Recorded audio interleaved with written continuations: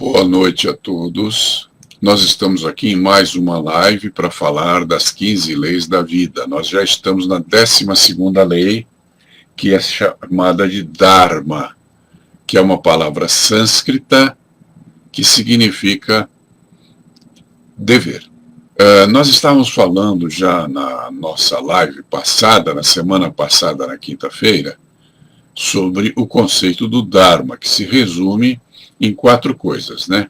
Que são chamados de 4 nobres verdades, mas na realidade a palavra nobre não está correta nesse segmento, porque a palavra em sânscrito significa o desperto. Então, são as 4 verdades para as pessoas despertas, para as pessoas conscientes, para as pessoas que podem apreender os fatos da vida de uma forma mais correta. As 4 nobres verdades, como já vimos na live passada, são: tudo é dor, a causa da dor é o apego, cessando o apego cessa a dor, e o caminho reto para a cessação do apego chama-se Ashtanga Yana.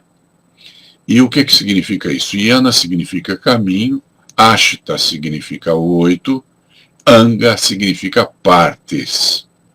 Então, Ashtanga Yana é o caminho de 8 partes. Nós vamos começar a falar dele hoje. Sugiro a você que tem um caderninho aí próximo a você, que você possa anotar algumas dicas que eu vou dar, porque senão vai se perder.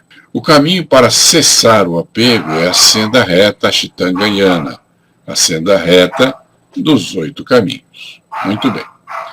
Este é um curso prático. Aqui ensinamos o como e não apenas o que. Para aprender como seguir o caminho da senda reta do Ashtanga Yana, é preciso que você primeiro memorize os 8 caminhos. Para isso, utilizamos uma mnemotécnica. Por isso que eu sugeri a você que você trouxesse um caderninho, um papelzinho, uma caneta. Então vamos à mnemotécnica. Você tem dificuldade em memorizar números porque eles são coisas subjetivas. O melhor caminho para memorizar números é associá-lo a alguma coisa objetiva. Para ficar fácil, utilizamos símbolos que se pareçam com o som do número a ser memorizado. Por exemplo, utilizamos símbolos que se pareçam com o som do número a ser memorizado. 1, por exemplo, rima com rum. Você não pode visualizar o 1, porque é um número. Não há uma coisa para você visualizar que simboliza o número 1.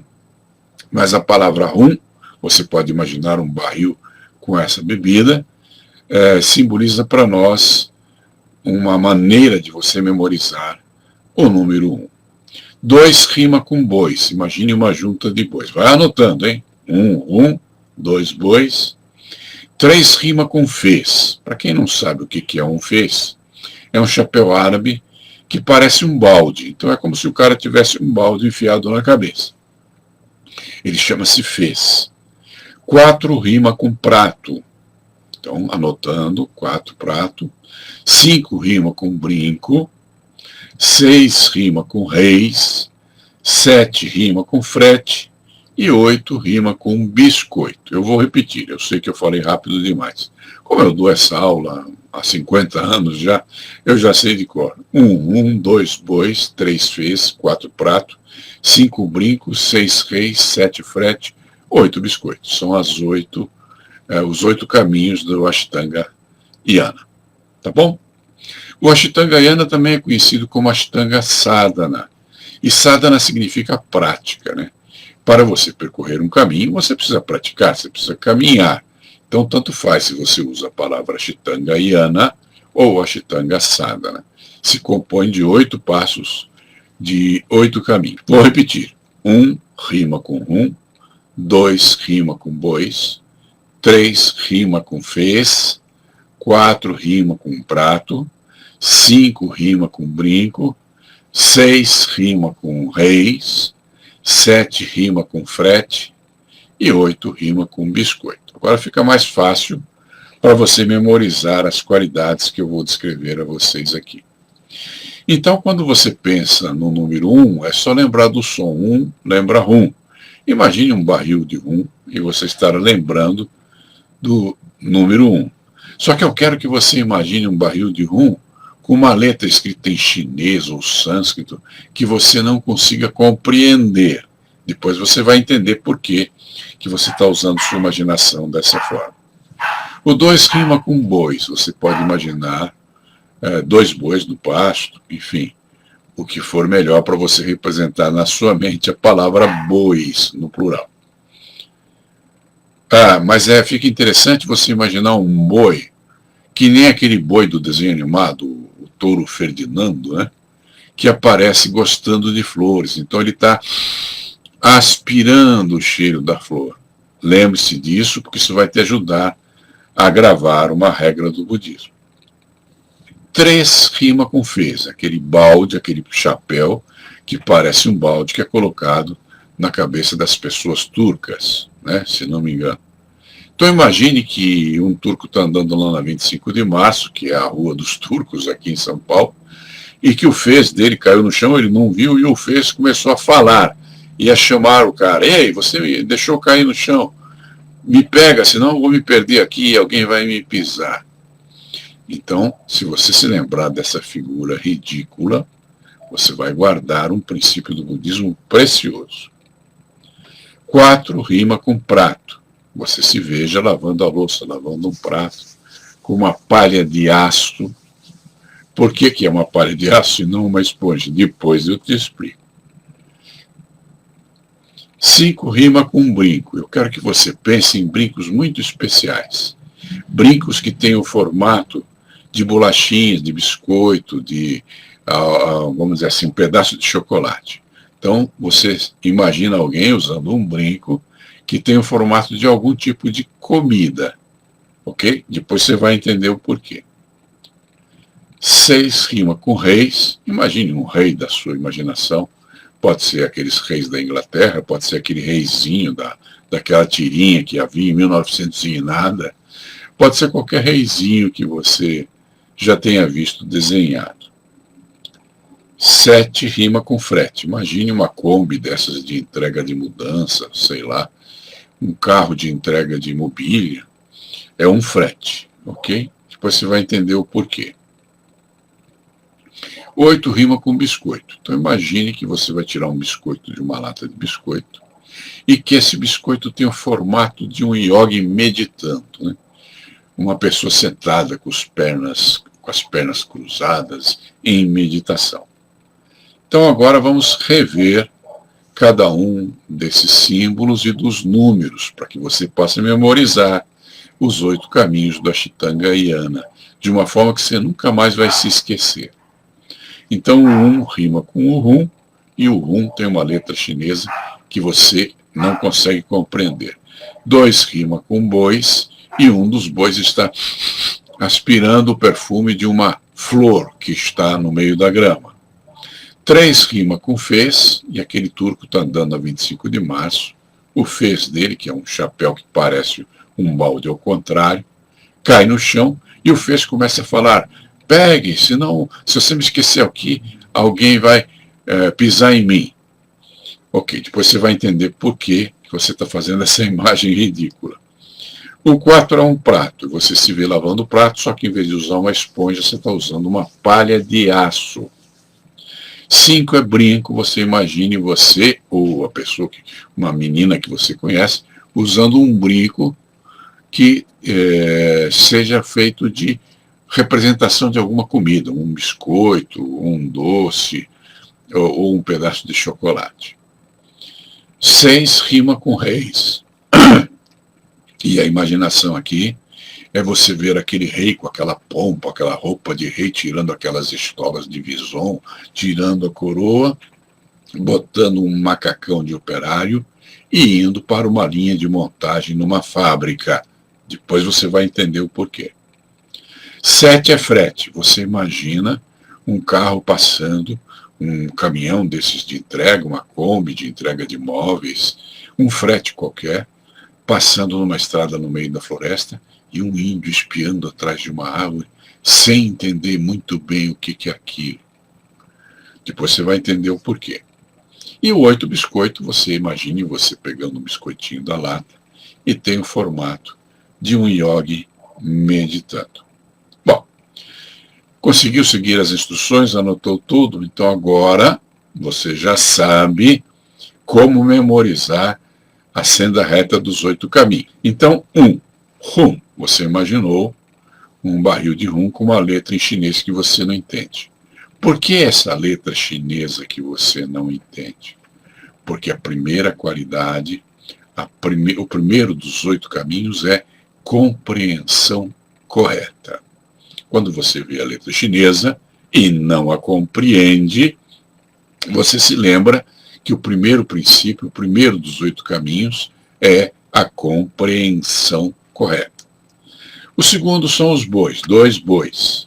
Então, quando você vê o boi aspirando o perfume de uma flor, você vai se lembrar da segunda qualidade da senda reta dos 8 caminhos, que se chama aspiração correta.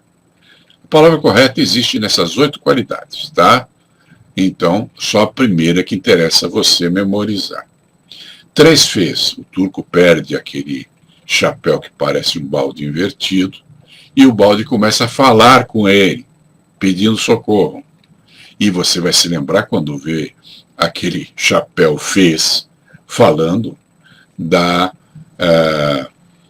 terceira qualidade do caminho reto, da senda reta dos 8 caminhos, que é palavra correta. É claro que o chapéu não fala. Então, se você na tua mente criou a imagem ridícula de um chapéu chamado fez, que parece um balde invertido, estar dizendo palavras, você vai se lembrar que o terceiro caminho é palavra correta. O quarto caminho é um prato que você está lavando com uma palha de aço em vez de lavar com uma esponja. Por que palha de aço? Porque 4 indica ação correta. Lembrando do aço, ação correta. E você nunca mais na tua vida vai se esquecer que o quarto princípio do Ashtanga Yana é a ação correta. É só lembrar de 4 pratos, lembrar de você com a palha de aço, lavando o prato, e você vai se lembrar ação correta. 5 é brinco, e você lembra que você tem um brinco que parece um alimento, sei lá, um biscoito, uma sobremesa, uma fruta, um sanduíche, seja o que for. Por quê? Porque o 5 significa meio de subsistência correto. E uma das coisas que fazemos para subsistir é comer, né? Então, quando você se lembrar que ele lembra um alimento, meio de subsistência correto. Depois eu explico. O 6 é reis. Você viu que os reis tiraram aquela estola de visão, tiraram aquela coroa que os qualifica como reis, colocaram um macacão de operário e dentro de uma fábrica foram para a bancada de trabalho. Por quê? Porque 6 reis significa esforço correto. Então, se você imagina um rei trabalhando, isso é esforço para ele, esforço correto. O 7 é frete. Então, você imagina uma perua de entrega de mobília ou de mudança, etc., um frete que foi feito, passando numa estrada que está no meio da floresta, e um índio atrás de uma árvore olha para aquele treco esquisito que ruge que nem uma onça, mas não parece uma onça, e parece que engoliu alguém, porque ele está vendo que tem gente lá dentro. Ele nunca viu um carro na vida. Está vendo aquilo ali e está ficando impressionado. Ele não consegue ter consciência do que é aquilo. E aí você memorizou o 7º caminho, que é consciência correta. E aí você chegou no 8, que é o biscoito. Você pegou lá um biscoito, de uma lata de biscoito, ele tem o formato de um iogue meditando. E aí você vai se lembrar do 8º caminho, que é a meditação correta. Bom, agora você pode se lembrar. Rum, uma letra que você não entende, compreensão correta. 2 bois, um boi aspirando o cheiro de uma flor, aspiração correta. 3 fez, um chapéu tipo fez, tipo um balde invertido, falando palavras para o seu dono. Palavra correta. 4 pratos, você lavando um prato com em vez de uma esponja, uma palha de aço. A ação correta. 5, brinco, algo comestível aqui pendurado na orelha, e isso lembra de meio de subsistência, correto.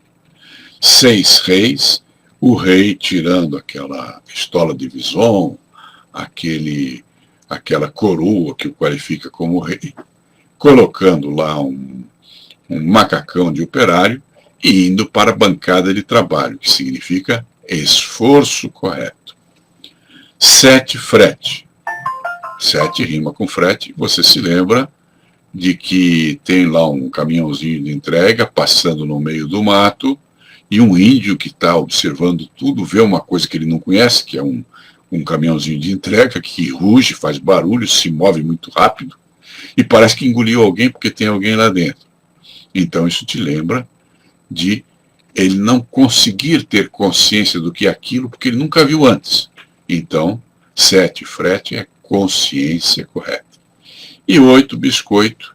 Esse biscoito tem a forma de um yogi meditando e você vai conseguir se lembrar que o 8º caminho é meditação correta. Muito bem. Então já fizemos essa análise mais de uma vez. Você pode ter anotado alguma coisa. E agora vamos nos lembrar de tudo que significa sem mencionar essas partes desnecessárias. Então agora eu vou fazer essas analogias sem mencionar as coisas que você vê. Então, eu vou dizer a palavra e dizer o que significa no caminho da senda reta. Compreensão correta. 2, bois, aspiração correta. 3, fez, palavra correta. 4, prato, ação correta. 5, brinco, meio de subsistência correto. 7, frete, consciência correta. 8, biscoito, meditação correta. Agora eu vou tirar a referência e vou falar só as qualidades. 1, compreensão correta. 2, aspiração correta. 3, palavra correta. 4, ação correta. 5, meio de subsistência correto. 7, consciência correta. 8, meditação correta. Você viu como é simples? Você já memorizou, se você me acompanhou direitinho, os 8 caminhos do Ashtanga Yana, também chamado de Ashtanga Sadhana, e existem outros nomes em sânscrito. A ideia é, você já sabe qual o nome de cada uma dessas qualidades. Então vamos prosseguir. Compreensão correta. Então há várias coisas para você compreender que se chama compreensão correta e que poderia se chamar em inglês mindfulness, que é uma consciência completa da mente. Ou seja, se você está lá na cozinha cortando um tomate, você tem que apenas cortar o tomate. Não tem que pensar naquela sériezinha coreana que você assistiu ontem, não tem que pensar na novelinha que você viu com a vovó lá na sala, não tem que pensar nas suas dívidas, não tem que pensar em nada a não ser cortar tomates. E o que é a compreensão correta? É você entender que você só vive no agora, você não vive no passado e nem vive no futuro. Se você tenta viver no passado ou no futuro, você estará cultivando a depressão, a ansiedade e qualidades menos úteis que não serão tão interessantes para você cultivar se você quer buscar a felicidade e ter uma vida útil socialmente. Ok? E também compreensão correta compreender que a única igualdade é o tempo. Ou seja você rico ou pobre, forte ou fraco, seja você branco ou negro, seja você uma pessoa com recursos ou sem recursos, com cultura ou sem cultura, com estudo ou sem estudo, alfabetizado ou analfabetizado, o dia de vocês, de todos vocês, tem 24 horas.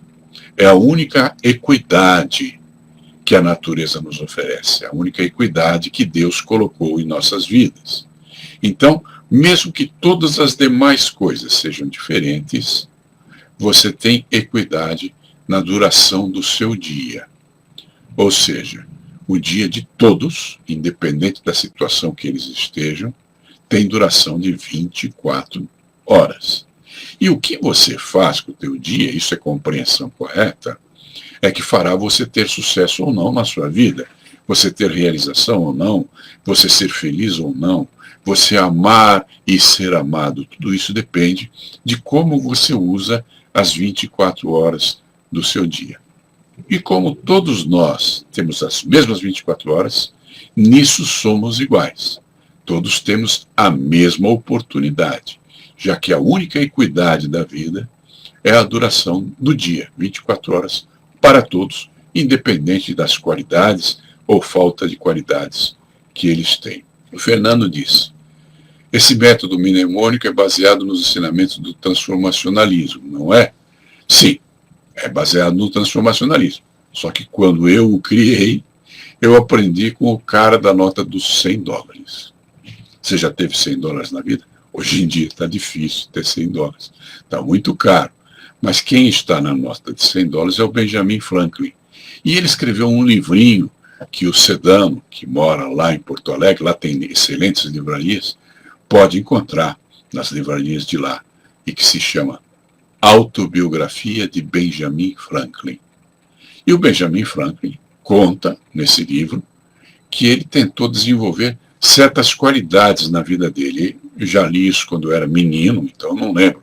Mas se bem me recordo, eram 13 qualidades que ele desejava desenvolver. E ele as praticava seguidamente, né?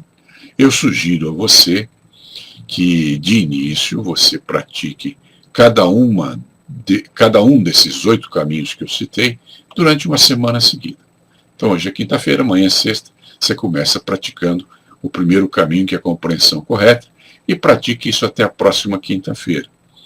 Na próxima quinta-feira, terminou o ciclo de uma semana, na sexta você vai começar o segundo caminho, que é a aspiração correta. E, em seguida, durante uma semana, terceiro caminho, que é a palavra correta. E assim vai até a 8ª.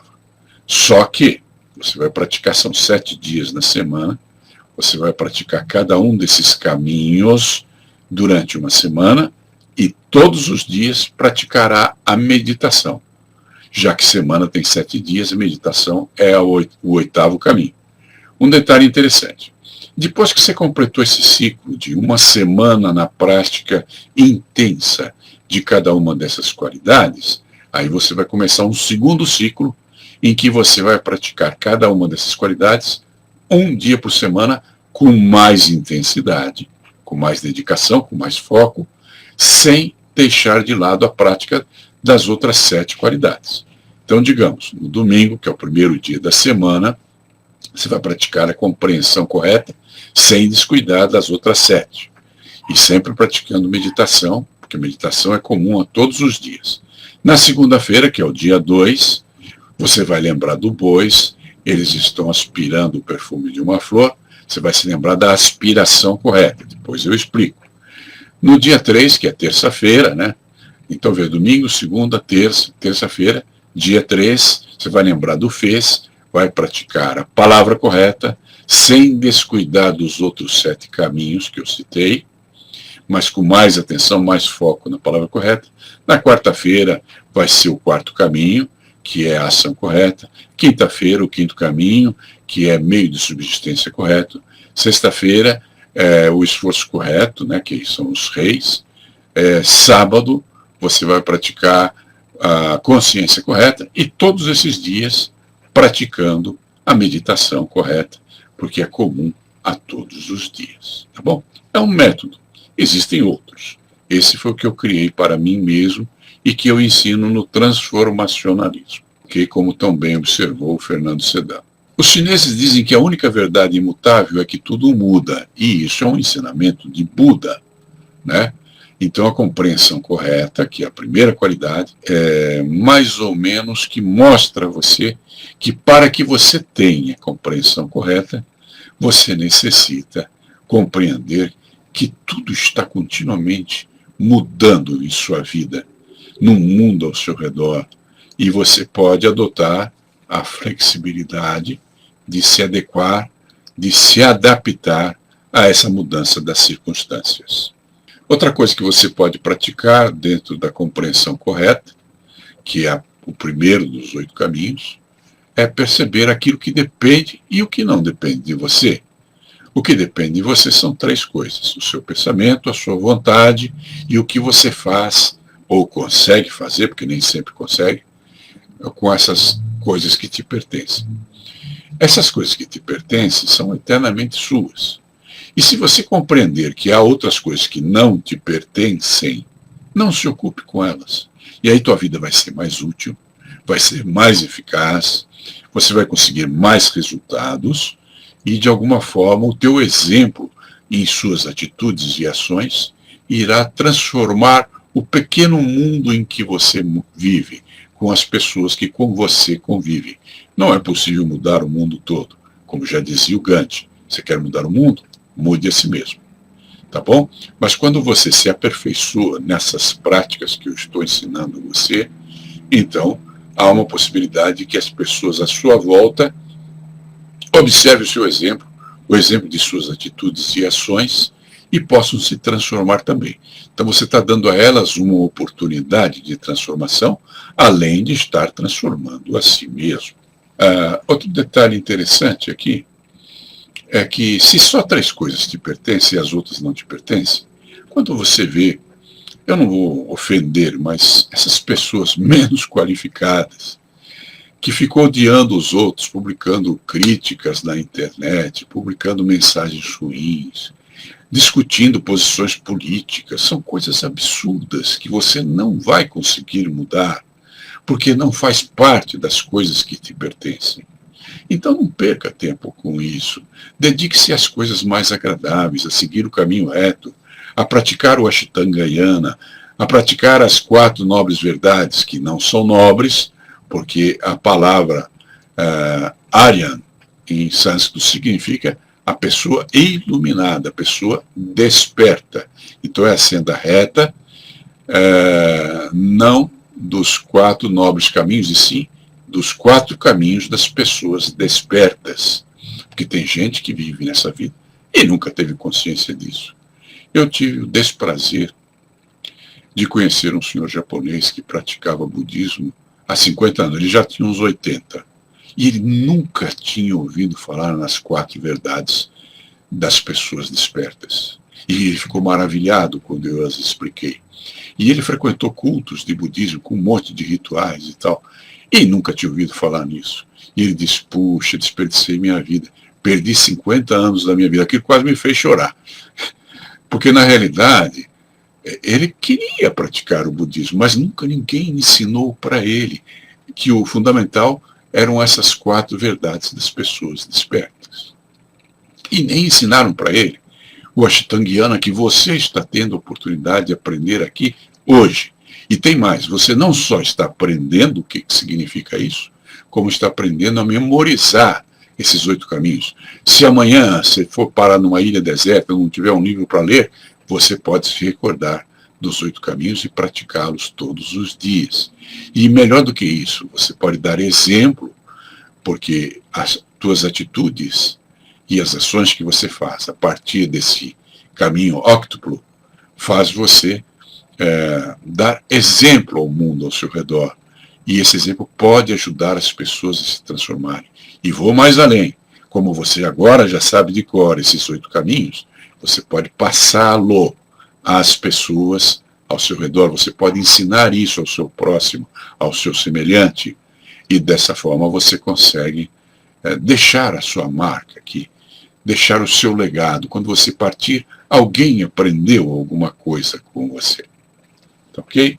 O que mais eu posso lhe dizer? Nada do que você tem é seu. O que é realmente seu são aquelas 3 coisas que eu citei: o seu pensamento, a tua vontade e as ações que você consegue fazer a partir do seu pensamento e da sua vontade. Então, tua roupa não é sua, o teu carro não é seu, a tua casa não é sua, e lamento, nem a pessoa que você ama, nem os seus filhos, nem aquela sobrinha querida são seus. Não são. Tudo que aquilo que o tempo pode levar embora, que possa sair da sua vida, que possa ser roubado, não pertence a você.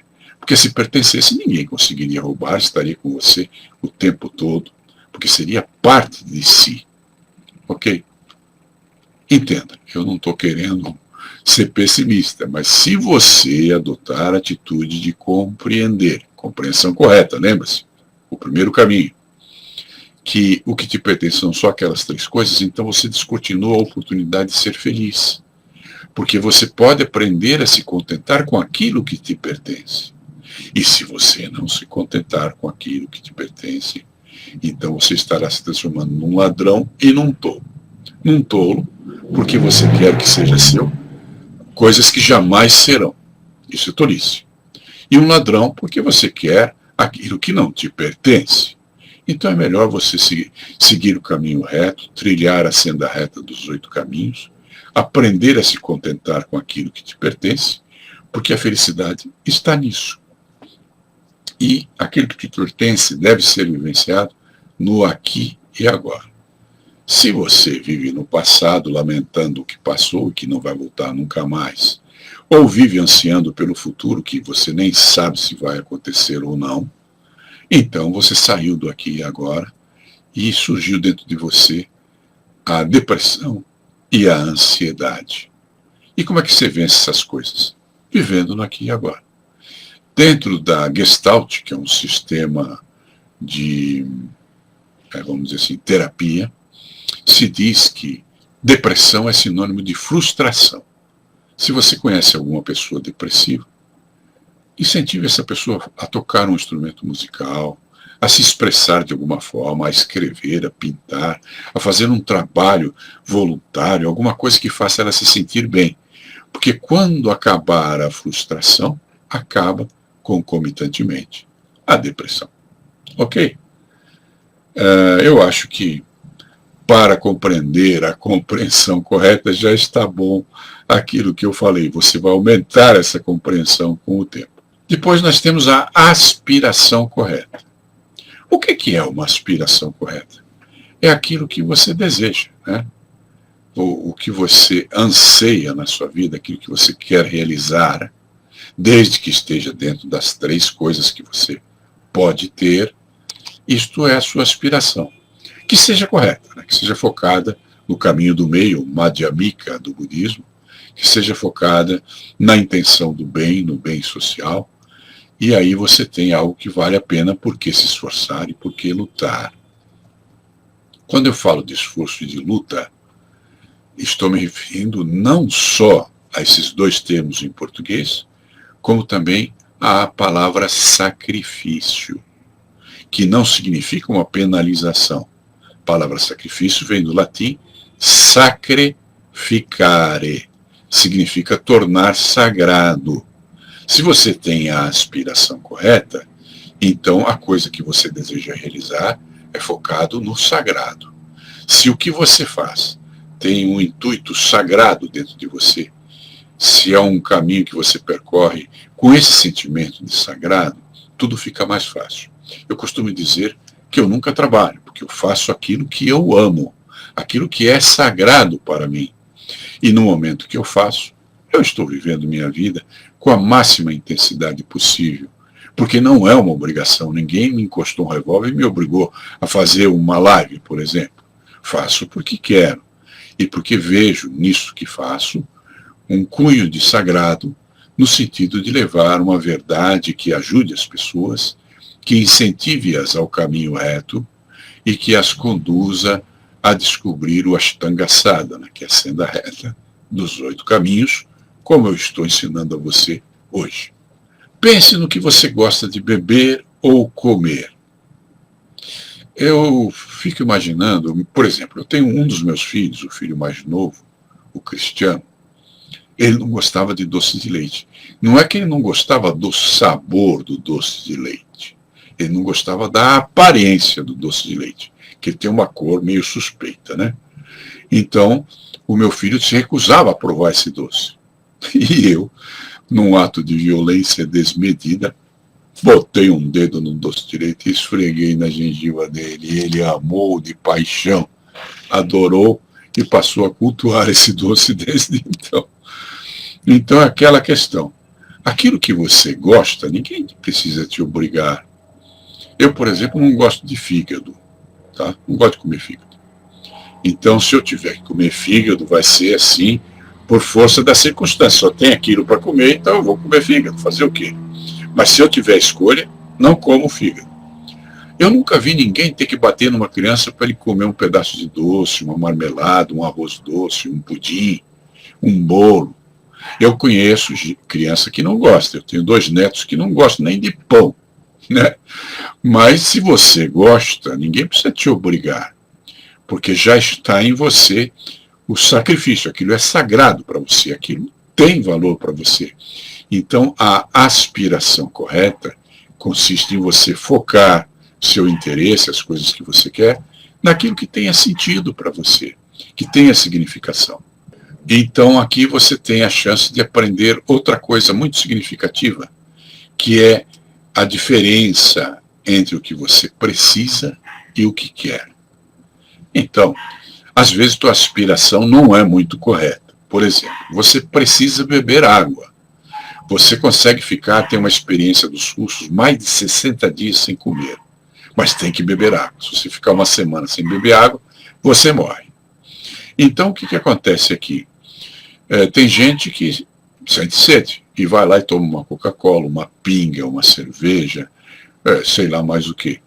E não é bem isso que você deveria fazer, porque isso é o que você quer, não é o que você precisa. E faz parte da primeira lei, a compreensão correta, distinguir entre o que você precisa e o que você quer. Se você tiver disciplina suficiente, e isso é chamado de ascetismo, tá? Escolha certa, para decidir se tomar água ao invés de tomar um refrigerante, ou ao invés de tomar uma cerveja ou uma pinga, então você está distinguindo aquilo que você precisa e diferenciando aquilo que você precisa daquilo que você quer. Então a aspiração tem muito a ver com o que você quer. Queira as coisas certas, né? Se você quiser as coisas certas, então a tua vida tem tudo para ser feliz, você vai ser uma pessoa longeva, você vai ter saúde. Eu vou me limitar aqui apenas a essas observações da aspiração correta, mas pesquise o assunto, porque ele é muito apaixonante, né? Aí nós chegamos no terceiro caminho, que é a palavra correta.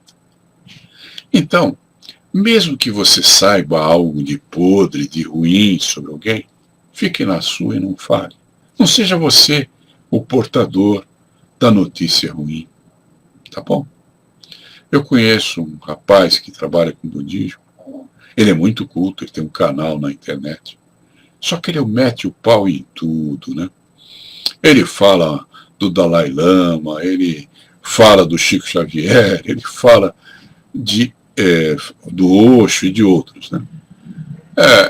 Ele tem razão em muita coisa. Muitos dos fatos que ele cita eu conheço e sei que são verdadeiros. Mas eu perderia tempo falando essas coisas, né? Para que ser o portador da mensagem ruim? Se você tem que falar, fale sobre o bem ou se cale, né? Não é criticando e apontando os erros que você vai mudar o mundo. Se fosse assim, nós teríamos o melhor governo do mundo no Brasil, porque não tem nenhum governante brasileiro que tenha sido menos criticado. Todo mundo critica, todo mundo aponta, todo mundo... Então, se isso funcionasse, nós teríamos um governo perfeito. Mas não funciona. Então, pare de agir mal, falar o mal, principalmente, e não seja o portador da notícia ruim. Tem uma história sobre as 3 peneiras de Buda. Procurem aprender a respeito. Eu me lembro vagamente dessa história por causa da minha memória. Mas alguém chegou para o chefe e falou: o senhor ouviu o que falaram do Silva? E o chefe falou: você vai me contar alguma coisa sobre o Silva? É isso que eu queria contar para o senhor. Então, sirva-se das 3 peneiras do Buda. As 3 peneiras do Buda são verdade, bondade e necessidade. Aquilo que você vai me falar é verdade? Bom, disse o cara, eu não sei, né? Eu ouvi dizer, acredito que seja. Então, se você não tem certeza que é verdade, não fale. O que você vai dizer a respeito do Silva é algo bom? Tem bondade nisso? Não, é uma crítica, é uma coisa ruim a respeito dele. Então eu prefiro não ouvir. Você precisa mesmo me falar isso que você quer me contar sobre o Silva? Perguntou o chefe. E ele disse, bom, necessidade mesmo não tem, né? Mas como eu ouvi, eu queria compartilhar com o senhor. Não há necessidade, disse o chefe. Eu prefiro não saber. Então, quando você for fazer alguma crítica, apontar algum erro de alguém, procure se lembrar das 3 peneiras do Buda, que a verdade, a bondade e a necessidade. Você vai descobrir que pessoas inteligentes falam de ideias. Pessoas comuns falam de coisas, do carro, da casa. E pessoas medíocres falam de pessoas. Então, quando você vê alguém falando de pessoas, você sabe que essa pessoa é medíocre. E que provavelmente vai falar mal de você pelas suas costas. Então, se refira a ideias, né? Você até pode mencionar alguma pessoa para passar uma ideia. Isso é correto, é didático. Mas não faça isso por mera crítica. Ok? E eu não vou me estender muito, senão não teremos tempo de falar tudo, já que o nosso tempo é exíguo. Sobre a ação correta. Em que consiste a ação correta? Primeiro, fazer o que é preciso. Né? O que precisa ser feito. Faça e pronto. E você tem uma outra ideia que eu passo lá no Transformacionalismo, que não é minha, é do Stephen Covey, que é dividir a vida em 4 quadrantes. E você divide isso aí de uma maneira interessante. Você pega uma folha de papel e desenha lá um sinal de mais que ocupe a página toda. Então, você dividiu a página em 4 quadrantes. A faixa de cima, que são os 2 quadrantes superiores, você pode escrever do lado esquerdo. Importante. A faixa de baixo, que são outros 2 quadrantes, você pode escrever não importante. E aí lá em cima você tem 2 quadrantes, o 1 e o 2, e embaixo você tem 2 quadrantes, o 3 e o 4. E em cima da coluna composta pelo quadrante 1 e quadrante 3, você escreve lá em cima, urgente. E em cima do quadrante 2 e quadrante 4, lá em cima, na coluna, você escreve não urgente. Então você verá que você tem o quadrante 1, que é importante e urgente. Você tem o quadrante 2, que é importante, mas não é urgente. Você tem o quadrante 3, que não é importante, mas é urgente. E você tem o quadrante 4, que não é nem importante, nem urgente. Se você quer ter uma vida significativa, além de estudar o princípio de Pareto, que eu não vou comentar aqui, porque foge à nossa agenda de hoje, você pode estudar os 4 quadrantes do Stephen Covey. E para ter tempo de se dedicar ao que realmente presta na sua vida, elimine o 4º quadrante, que são as distrações, as coisas que não contribuem em nada. Delegue o quadrante 3, que são as interrupções não necessárias.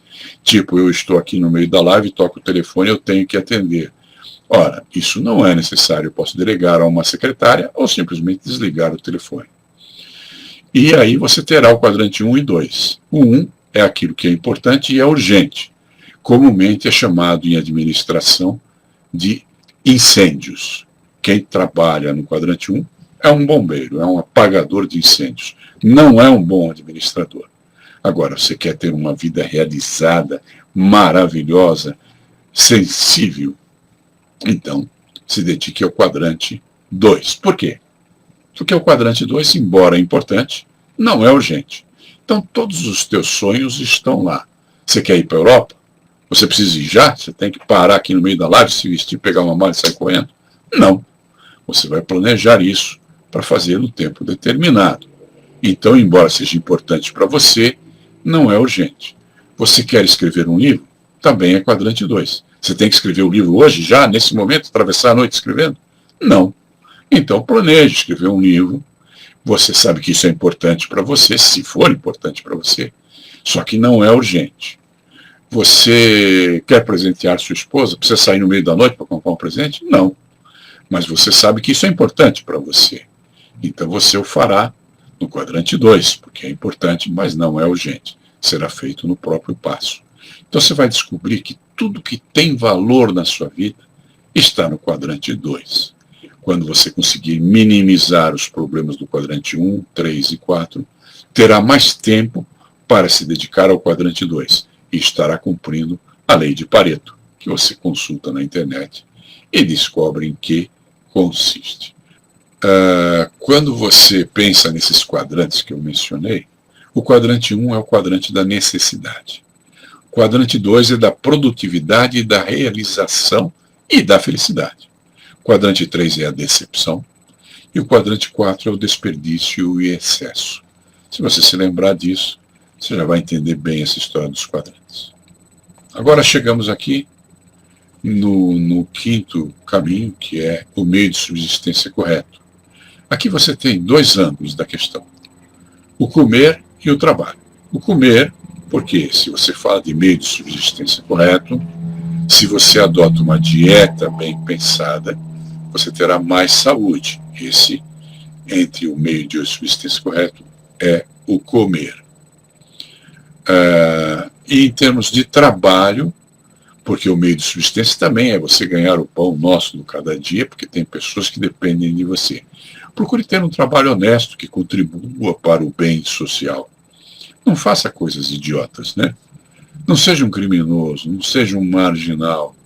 E seja o que for que você for fazer, faça bem feito.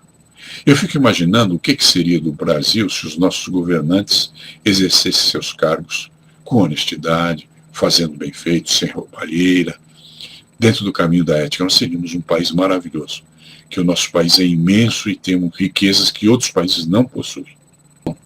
Quando você pensa no seu meio de subsistência, pense nisso. Faça algo que contribua para o bem social, que seja um caminho reto e ético, e que siga a senda reta dos 8 caminhos.